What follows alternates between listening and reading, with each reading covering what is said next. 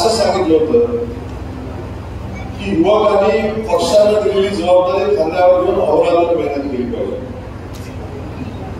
आणि ती अहोरात्र मेहनत करत असताना मी कोणाच्या उजव्या बाजूचा आहे, डाव्या बाजूचा आहे, कुठच्या नेत्याचा मुलगा आहे, कुठच्या नेत्याबरोबर मी काम करतो, कुठच्या नेत्याला मी मोठा हार घातलाय, कुठच्या नेत्याला मी मोठा बुके दिलाय, कुठच्या नेत्याच्या मी मोठ्या घोषणा दिल्या आणि कुठच्या नेत्याच्या मी छोट्या घोषणा दिल्या.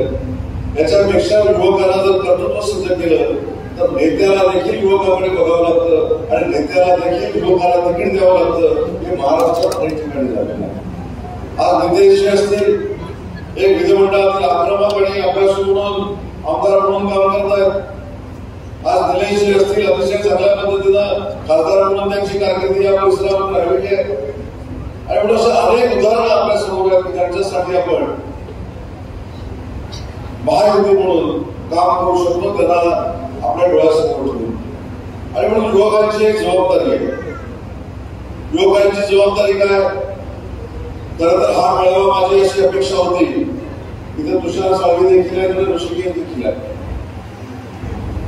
हा मेळावा ह्याच्यापेक्षा तिथं व्हायला पाहिजे. आपण युवक आहात. मला आठवतं की ज्यावेळी राजकारणाची सुरुवात केली त्यावेळी अशी परिस्थिती नव्हती. व्हॉट्सअप नव्हता, सोशल मीडिया नव्हता. आणि त्यावेळी पहिली बैठक लावली होती त्यावेळी व्यासपीठावर 25 लोक होते आणि समोर 10-15 लोक होते. पण त्यावेळी सोशल मीडिया नव्हता. माझं म्हणणं की युवकांची ताकद ही महायुतीकडे आहे, महाविकास आघाडीकडे नाही. कालची आपण जर कॉर्नर सभा घेतली असती, ज्या महाविकास आघाडीला या रत्नागिरीमध्ये 27 स्टॉपच्या कॉर्नरवर मिटिंग घ्यावी लागते, त्याच्यामध्ये युवकांची संख्या 10% देखील नव्हती. आज या ठिकाणी हजारो युवक जमलेले आहेत. या सगळ्या युवकांनी जर एक मिशन राबवलं की मला युवकांमार्फत 100 मतं ही राणेसाहेबांना मिळूनच द्यायची आहे, तर इथल्या इथं 10-15 हजार मतं होती. पण ते आपण मनावर घेतलं पाहिजे. आणि मनावर घेत असताना आपण आता राष्ट्रवादी काँग्रेस पक्षाचे आहोत, शिवसेनेचे आहोत, भाजपचे आहोत, आरपीआयचे आहोत, मनसेचे आहोत, हे बघण्यापेक्षा आपण महायुतीचे आहोत. आणि आपल्याला नरेंद्र मोदी साहेबांना पंतप्रधान करायचं आहे, ते झालेलेच आहे. पण त्यांच्या खासदारांमध्ये फार मोठ्या मताधिक्याने राणेसाहेबांना पाठवायचं आहे. हा राज्याचे मुख्यमंत्री म्हणून आदरणीय राणेसाहेबांनी केलेली कामं लोकांपर्यंत पोहोचवली पाहिजे. महिलांसाठी घेतलेलं धोरण महिलांपर्यंत पोहोचवलं पाहिजे. आज विविध देखील मोठ्या संख्येने इथं आहे. देशातला एक मुलींसाठी ऐतिहासिक निर्णय एकनाथ शिंदे साहेबांनी देवेंद्रजींनी घेतला. तो म्हणजे लेख 18 वर्षाची झाल्यानंतर तिच्या खात्यामध्ये 1,05,000 रुपये देण्याचं पहिलं धाडस जर तुमच्या सरकारने केलं, तर आपल्या महायुतीने केलं. हे देखील युवतीनं आपल्या घरामध्ये जाऊन सांगितलं पाहिजे. युवकांनी काय केलं पाहिजे त्याचं उदाहरण मी सांगतो. 2 दिवसापूर्वीच मी पूर्वोत्तर मत मिळणार आहे, पण मत आपल्याला जे मिळणार आहे ते नरेंद्र मोदी साहेबांना मिळणार आहे. आणि याचा साक्षीदार मी आहे. परवा कोल्हापूरला एक सभा झाली. कोल्हापूरला 1000 लोक खुर्च्या लावलेल्या होत्या. 3:30-4 वाजता मुख्यमंत्र्यांचा उपमुख्यमंत्र्यांचा मला फोन आला की पेट्रोल किती भरलाय. शेवटी प्रत्येकाला मिळायचे असते नरेंद्र मोदी साहेबांना म्हटल्यानंतर. पण 5:30 वाजता ज्यावेळी सभा सुरू झाली त्या सभास्थळी 1 लाख लोक होती. आणि 1 लाख लोकांपैकी 40% हा युवा वर्ग होता, 18 ते 35 वर्ष. आणि म्हणून आपली जबाबदारी आहे फक्त नरेंद्र मोदी साहेबांना घराघरापर्यंत पोहोचवायचं आहे, राणेसाहेबांना फक्त घराघरापर्यंत पोहोचवायचं आहे. आणि घराघरापर्यंत पोहोचवत असताना आपापल्यातली ईर्ष्या बाजूला ठेवून, पक्षापक्षातली ईर्ष्या बाजूला ठेवून, एखाद्यानं जर छोटी रेग मारलेली असेल तर आपण जास्त मतं मिळवून कशी मोठी रेग मारू शकतो हे आपण सगळ्यांनी बघितलं पाहिजे. आणि म्हणून माझी विनंती आहे सगळ्या युवा वर्गाला, की ज्या संख्येने आपण जमलाय ही संख्या फार मोठी आहे. कालची सभा तुम्ही अनेकांनी बघितली असेल. काय त्या सभेमधून काय सुद्धा नव्हतं. म्हणजे जे हार घालणारे होते ते देखील जबाबदारीनं सांगतो, त्यातले निम्मे लोक राणेसाहेबांच्या संपर्कात शैकेचं वेगळं काय. जे हार घालणारे होते त्याच्यातले निम्म्यापेक्षा जास्त राजन पाटील राणेसाहेबांच्या संपर्कात आहे. आणि हार देखील केवढा घातला. आम्ही असताना केवढा घालायचो. त्याच्यामुळं सगळे खचलेली टीम काल कॉंग्रेस सभेला जमली आणि एक गर्मी कार्यक्रम मोदी साहेबांना शिव्या घालायच्या, शिंदे साहेबांना शिव्या घालायच्या, आम्ही जो उठाव केला तो आम्हाला शिव्या घालायचा. मला असं वाटतं की तुमचं देखील कर्तव्य पेटून उठलं पाहिजे.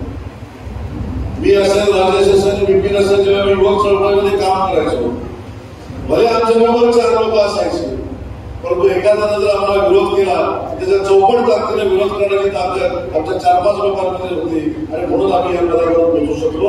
मला असं वाटतं की युवा वर्ग जर एवढ्या मोठ्या पद्धतीने आहे तर त्यांचं रक्त संसर्ग असलं पाहिजे. मला तर असं वाटतं की आपल्यावर जर कोणी टीका केली, नरेंद्र मोदी साहेबांवर टीका केली, एकनाथ शिंदे साहेबांवर टीका केली, देवेंद्रजींवर टीका केली, तर नेते मंडळीला उत्तर द्यायची गरज नाही. त्या युवा वर्गाला उत्तर दिलं पाहिजे, जेणेकरून त्यांना कळलं पाहिजे की तुमच्याकडे युवा वर्ग नाही, 18 ते 40 वयोगटातला सगळा युवक हा नरेंद्र मोदी साहेबांना मानणार आहे, तुम्हाला कोणी भीक घालत नाही. ही भूमिका आपण मांडली पाहिजे. आणि म्हणून मगाशी मी सांगितलं, आपापसातली विषयी बाजूला ठेवली पाहिजे. मगाशी राजेशजींनी या ठिकाणी उल्लेख केला की आम्ही देखील तिकिटासाठी इच्छुक होतो, आम्ही देखील तिकिटाची मागणी केलेली होती, परंतु ते काही राणे साहेबांच्या विरोधात आमची मागणी नव्हती. शिवसेनेच्या पदाधिकाऱ्यांना असं वाटत होतं की किरण मय्यांना तिकीट मिळालं पाहिजे, परंतु ज्या दिवशी राणे साहेबांच्या तिकिटाचा निर्णय झाला त्याच दिवशी आम्ही निर्णय घेतला की राणे साहेब जरी असले तरी ते सामंत कुटुंबातले आणि ते देखील पदाधिकारी देण्याची घाई आमच्या सगळ्या कार्यकर्त्यांनी घेतली. आणि म्हणून प्रत्येकाला मन मोठं ठेवून काम केलं पाहिजे. युवकांची ताकद ही देश घडवणारी आहे. आपण ज्ञानेश्वरांच्या बाबतीमध्ये सांगतो की 16व्या वर्षी ज्ञानेश्वरी, आपण छत्रपती शिवाजी महाराजांच्या बाबतीत सांगतो 16व्या वर्षी हिंदवी स्वराज्याचं तोरण बांधलं, आपण अशोक सम्राटाच्या बाबतीत सांगतो की 16व्या वर्षी अशोक सम्राट झाला. आपलं वय किती आहे? आपलं वय कदाचित सगळ्यांच्या दुप्पट आहे. कुणाचं 25ला असेल, कुणाचं 30ला असेल, कुणी 18 वर्ष पूर्ण केली आहे. मग हे सगळे जर आपल्या समोरचे आदर्श आहेत तर आपण देखील पेटून काम केलं पाहिजे आणि दाखवून दिलं पाहिजे की राणे साहेबांची निवडणूक सोपी जर कोणी केली असेल, या युवा वर्गाला केलेली आहे, युवा वर्ग बाहेर पडला, युवक बाहेर पडली, म्हणून 2.5 लाखापेक्षा जास्त मताधिक्य हे राणे साहेबांना मिळालं. आपण पेटून उठलं पाहिजे. मी कधी कधी राजेशजींना सांगतो, विपिनजींना सांगतो की आपली महायुती फार आता असं आक्रमक पाहिजे आणि आक्रमकता विचारांची असली पाहिजे. आक्रमकतामध्ये इकडे कॉन्फिडन्स नाही, विचारांची आक्रमकता असली पाहिजे आणि ती विचारांची आक्रमकता आपल्या सुरक्षित जर असेल तर लोक आपल्याबरोबर येतात. आणि ही जबाबदारी जर युवा सेनेनं, युवा मोर्चानं, मनसेच्या युवा सेनेनं, राष्ट्रवादी काँग्रेस पक्षाच्या युवा सेनेच्या पदाधिकाऱ्यांनी जर स्वीकारली, एक क्रांतिकारी निर्णय आपल्या मतदारसंघामध्ये लागू शकतो.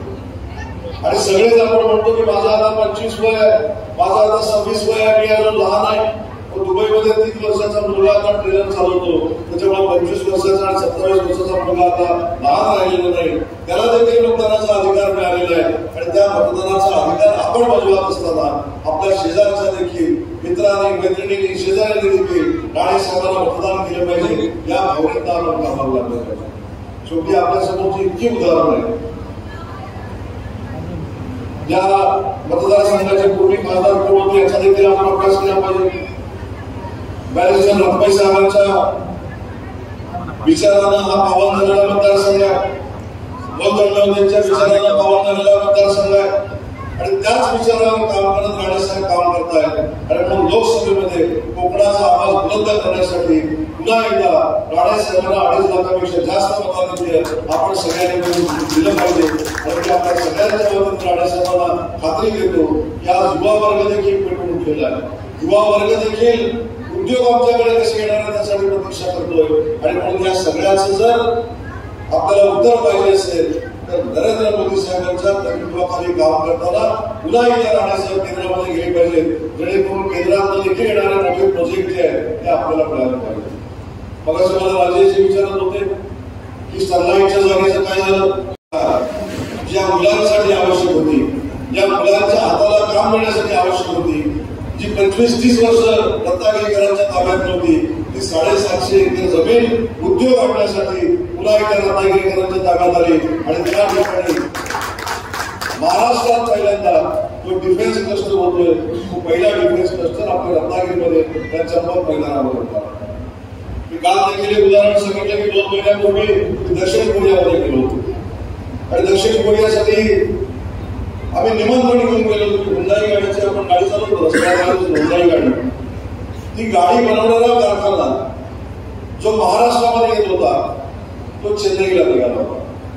त्याची इन्व्हेस्टमेंट 6,000 कोटी रुपये होती. आम्ही ज्यावेळी दक्षिण कोरियामध्ये गेलो तिथल्या व्हाईस प्रेसिडेंटला भेटलो. मीटिंग झाल्यानंतर त्यांनी सांगितले की आम्ही 6,000 कोटी रुपये घेऊन चेन्नईला चाललो होतो, पण आम्ही आता 12,000 कोटी रुपये घेऊन महाराष्ट्रामध्ये येतो.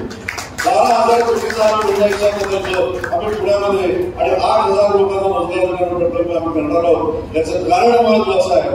याचं कारण त्यांनी काय सांगितलं की मागच्या 2.5 वर्षामध्ये आम्ही निर्णय घेतला चेन्नईला जायचा, पण ज्यावेळी लक्षात आलं एकनाथ शिंदे साहेबांच्या नेतृत्वाखाली उठाव झाला आणि नरेंद्र मोदी साहेबांचं समर्थन करणारं सरकार महाराष्ट्रामध्ये आलं, म्हणजे उद्योजकांना ताकद देणारं सरकार महाराष्ट्रामध्ये आलं, म्हणून आम्ही चेन्नईला जायचा निर्णय रद्द केला.